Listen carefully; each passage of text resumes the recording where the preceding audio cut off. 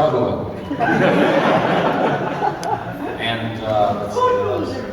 Yeah, the professor, he was a collection of doddering lizards, mad scientists, you know, and he was 147 years old, they told me, so I said, well, Jesus, he probably farts dust, you know. And I would shake, you know, as if he, like that 147-year-old palsy kicks in, you know. And, you know, no one cares what you do with your hands in a dark booth anyway, but I'd be like physically shaky. Good news, everyone! Bad news. You know, one day they ran out of good news, and so they just said, good news, bad news. Zapp Brannigan was a character that, he was just so snaky, you know, and all my favorite traits, cowardice, you know, conniving. It's fun to play a delicious character like that because he's so loaded with imperfection. And the others wear their imperfections better than he did. You know, he was just, it was written all over him. Careful, let the man. I made it with a woman.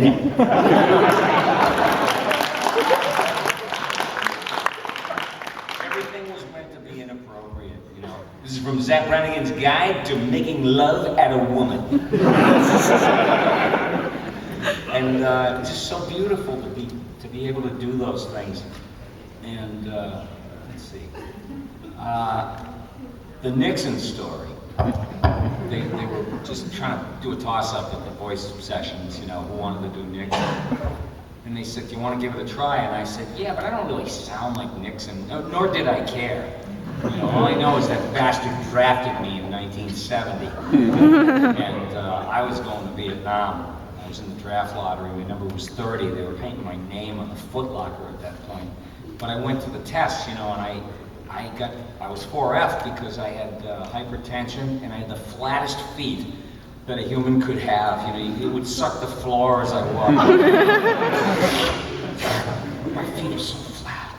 And so anyway, he was on TV debating Kennedy back then, and he had, you know, Kennedy was the first president who was made for television. This was the first televised presidential debate. Kennedy looked like a game show host, you know, with an ultra-bright smile, a gleam in his eye, and the buttered toast hair. You know, perfect. And Nixon looked like he crawled out of a spider hole in the ground. You know, he just was sweaty, and his 2 o'clock shadow was coming in, you know, his 5 o'clock shadow coming in too early.